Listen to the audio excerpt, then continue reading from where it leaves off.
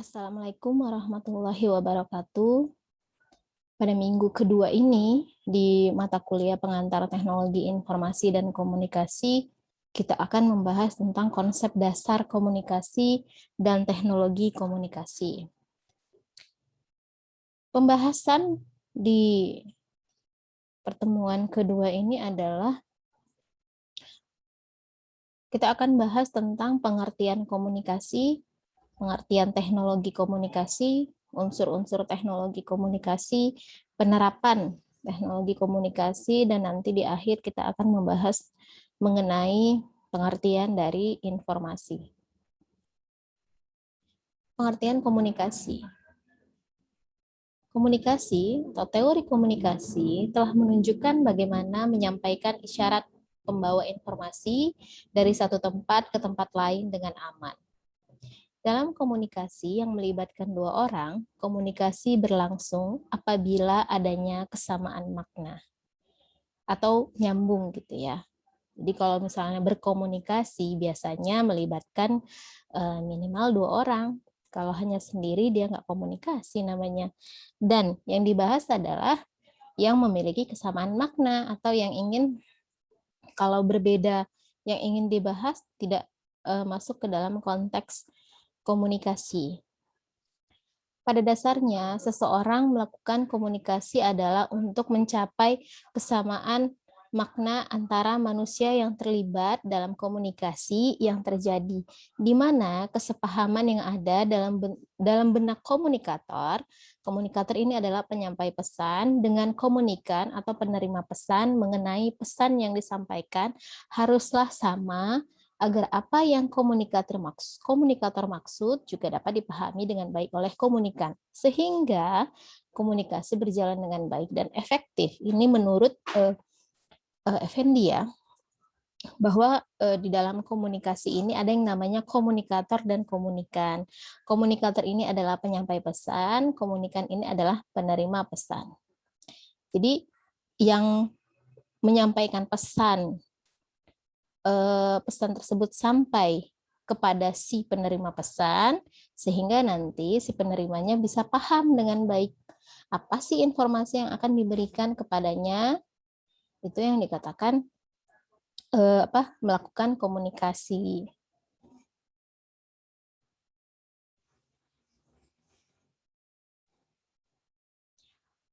Kemudian kita lihat di sini pengertian dari teknologi komunikasi. Teknologi komunikasi adalah peralatan perangkat keras atau hardware dalam sebuah struktur organisasi yang mengandung nilai-nilai sosial yang memungkinkan setiap individu mengumpulkan, memproses, dan saling tukar-menukar informasi dengan individu-individu lainnya. Jadi kalau ada kata-kata teknologi, berarti nanti di dalamnya ada sebuah peralatan atau perangkat keras yang mampu mendukung komunikasi tersebut. Sehingga informasi yang ingin disampaikan bisa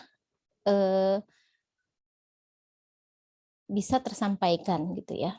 3 hal pokok yang ada dalam komunikasi. Yang pertama adalah penyandi atau encode, kemudian nanti ada signal atau sign, dan ada decoder.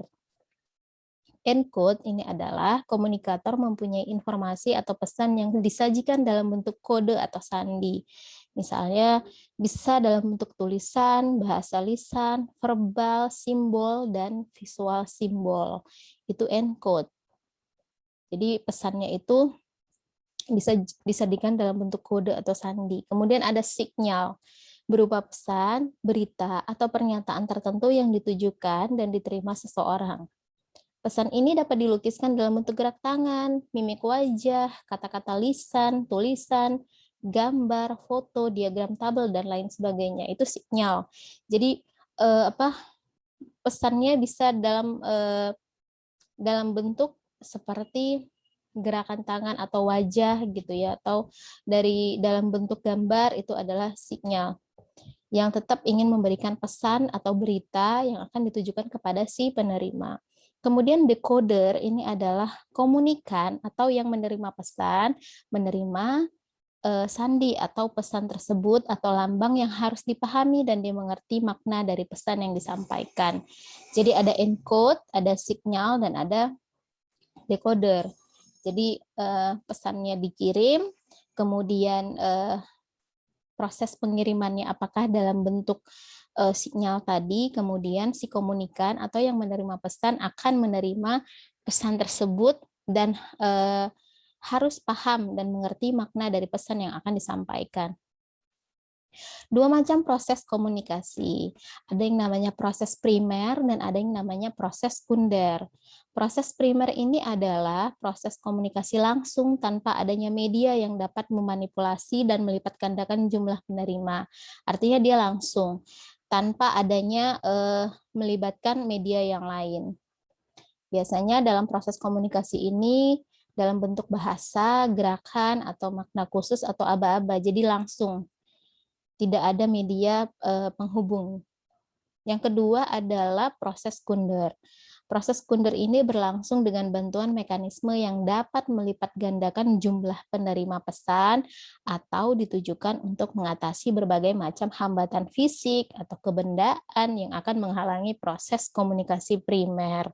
Misalnya, seperti mengatasi hambatan geografis, proses komunikasi boleh melalui telepon, handphone, radio, atau satelit. Artinya yang menerima pesan ini bisa melipat gandakan jumlah penerima pesan.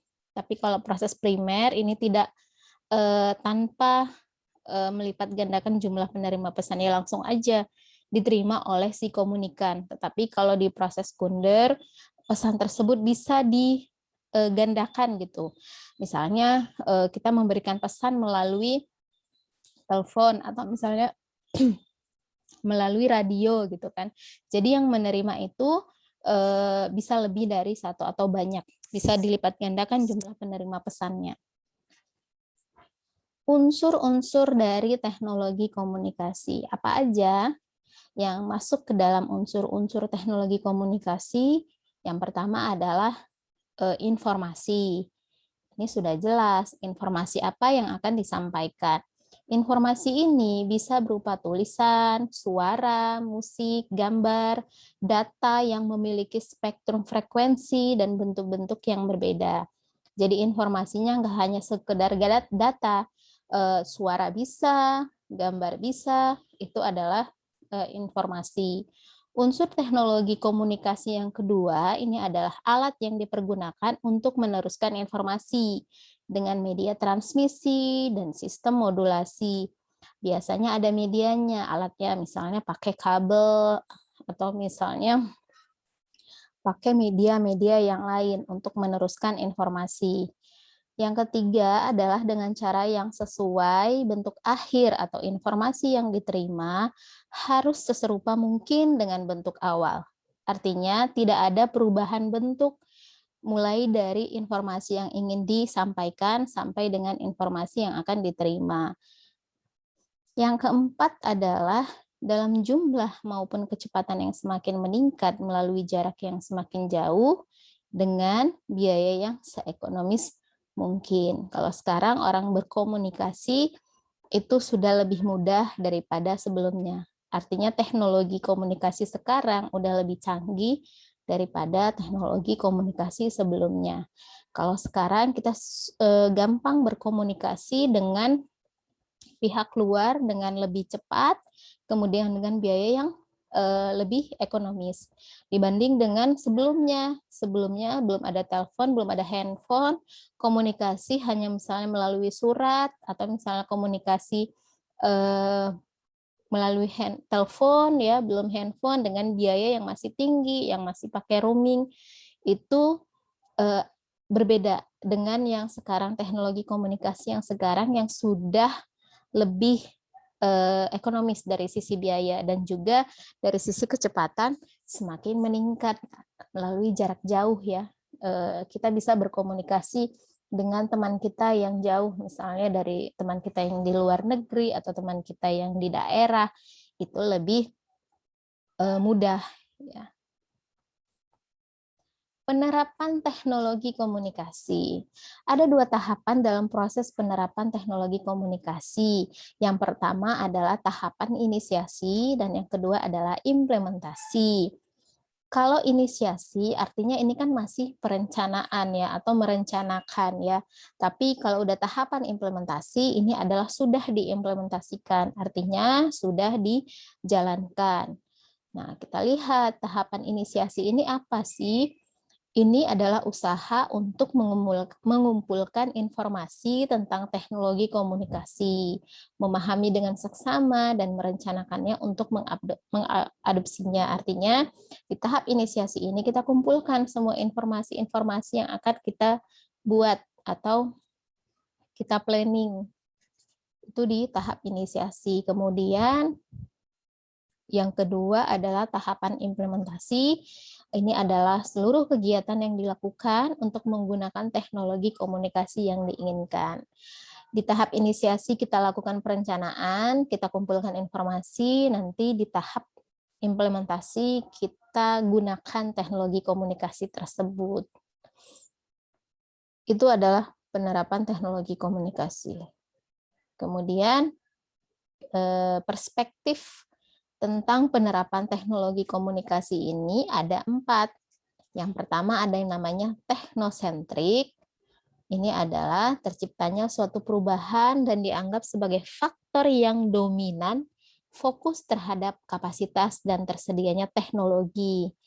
Nah, perspektif penerapan teknologi ini dari sisi teknosentrik, ada kata-kata tekno di sana, berarti faktor dominan yang difokuskan adalah terhadap teknologinya. Kemudian ada yang namanya perspektif sosiosentrik. Ini fokus pada situasi sosial yang terdapat pada sebuah lembaga atau organisasi.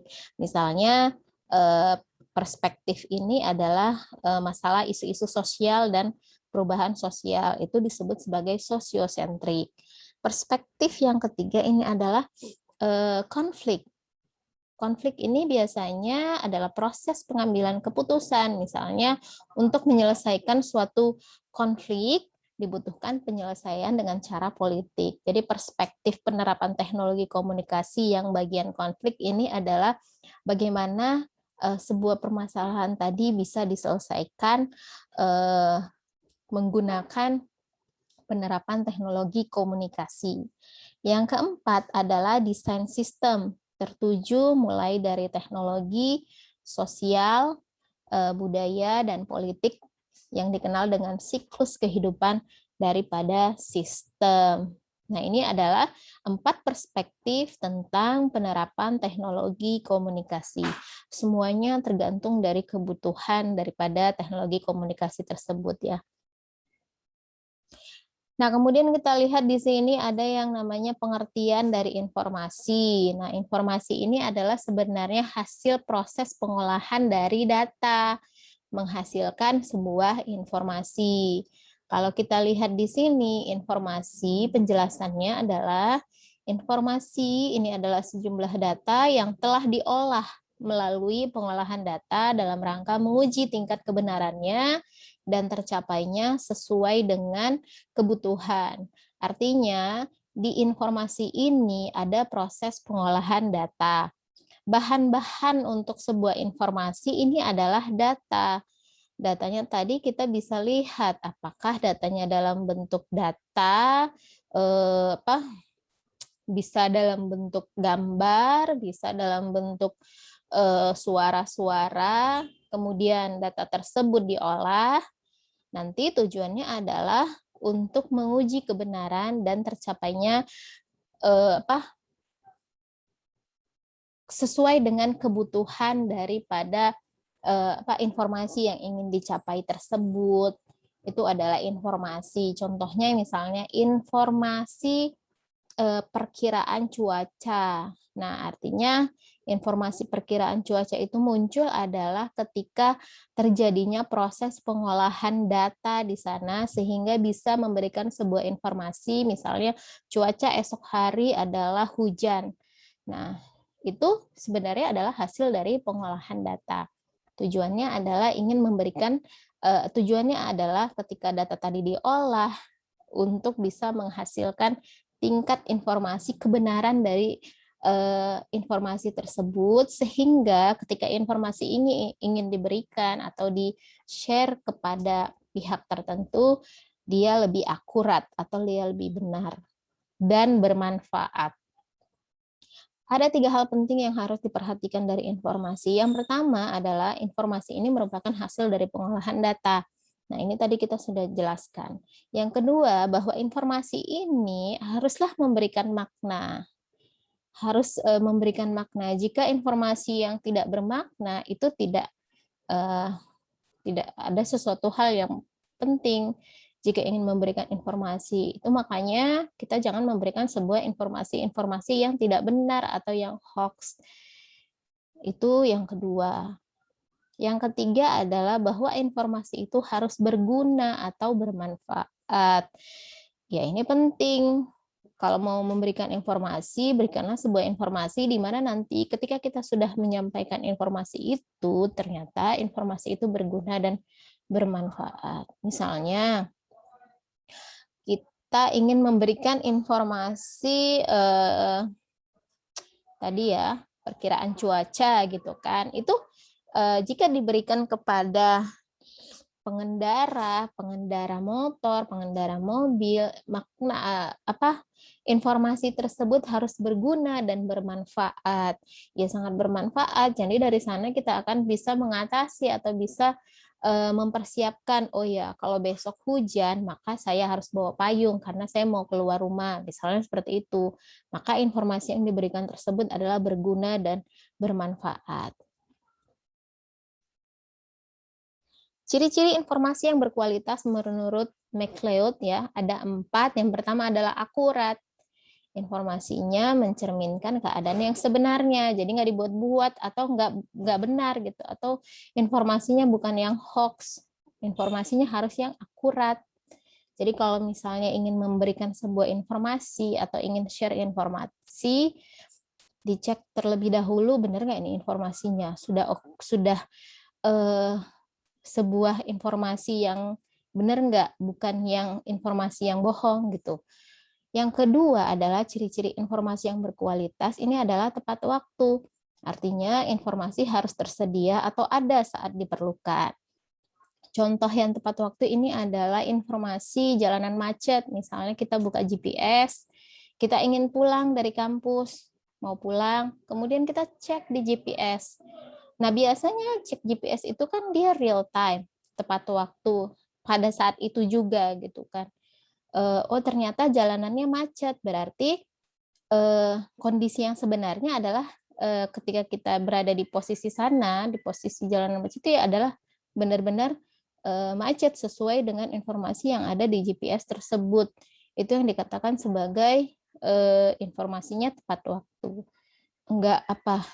Bukan di waktu yang berbeda gitu. Yang ketiga adalah relevan. Informasi yang berkualitas ini adalah relevan. Artinya, informasi yang diberikan harus sesuai dengan yang dibutuhkan. Kalau bagi ibu-ibu yang tinggal di rumah aja, nggak keluar-keluar, informasi jalan macet di GPS itu nggak relevan buat mereka. Yang relevan itu yang mana? Yang memerlukan informasi tersebut. Misalnya pengendara kendaraan, apakah kendaraan roda 2 ataupun roda 4, ataupun orang-orang yang sedang ingin keluar rumah. Itu lebih relevan. Kemudian ciri-ciri yang keempat adalah bahwa informasi yang berkualitas itu harus lengkap. Artinya informasinya harus diberikan secara utuh, tidak setengah-setengah. Ini kadang-kadang sering terjadi informasi yang diberikan itu dipotong-potong, tidak utuh. Jadi terjadi yang namanya miskomunikasi, salah persepsi bisa. Kemudian bisa mengakibatkan informasinya jadinya bohong, atau bisa jadi informasinya nggak benar karena informasi yang diberikannya tidak lengkap. Maka lebih baik ketika memberikan sebuah informasi tersebut harus diberikan secara utuh dan tidak setengah-setengah.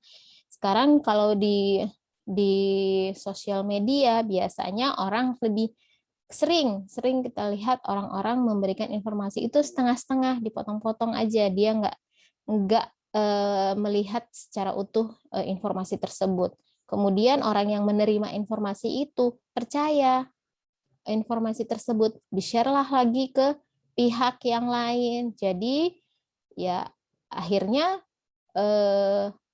share komunikasi, share informasi yang nggak benar. Seperti itu. Itu adalah ciri-ciri informasi yang berkualitas, akurat, tepat waktu, relevan, dan lengkap. Kemudian ada jenis-jenis informasi. Ini ada yang namanya absolute information. Ini adalah jenis informasi yang disajikan dengan suatu jaminan dan tidak membutuhkan penjelasan lebih lanjut. Absolut, absolut, yakin gitu ya. Benar nih, nggak perlu penjelasan lebih lanjut gitu. Itu yang absolute information. Yang kedua adalah substitutional information, jenis informasi yang merujuk kepada kasus di mana konsep informasi digunakan untuk sejumlah informasi. Artinya informasi ini nanti digunakan untuk informasi yang lain gitu. Substitutional information. Kemudian ada philosophic information. Ini berkaitan dengan konsep yang menghubungkan informasi pada pengetahuan dan kebijakan. Filosofi ya. Kemudian ada subjective information, yaitu jenis informasi yang berkaitan dengan perasaan dan emosi manusia. Makanya kadang kita suka mengatakan bahwa penilaiannya nggak objektif, penilaiannya subjektif karena dia anak Pak RT jadi begini gitu kan, sering seperti itu kan, memberikan penilaian secara tidak objektif. Nah, itu subjective information. Jadi dia memberikan informasi yang berkaitan dengan perasaan dan emosi, bawa-bawa perasaan dan bawa-bawa emosi gitu. Yang kelima ini adalah objective information, yaitu jenis informasi yang merujuk pada karakter logis informasi tersebut. Jadi ini kadang suka kita, kamu nilainya jangan secara subjektif dong, nilai secara objektif, artinya logis. Menilainya itu nggak lihat oh dia siapa, anak siapa, nggak melihat itu yang objective information. Kemudian ada namanya cultural information, yaitu informasi yang memberikan tekanan pada dimensi kultural, ya, culture, ya, itu komponen-komponen informasi. Itu sebutan dari beberapa jenis-jenis informasi ya, mulai dari absolute information, substitutional information, philosophic information, subjektif dan objektif, serta cultural information. Ya, informasi yang memberikan tekanan pada dimensi culture ya. Culture itu adalah budaya. Jadi bagaimana menyampaikan informasi dari sisi cultural information. Sampai di sini untuk penjelasan materi di pertemuan kedua mengenai konsep dari komunikasi dan teknologi komunikasi. Mudah-mudahan bermanfaat. Terima kasih. Assalamualaikum warahmatullahi wabarakatuh.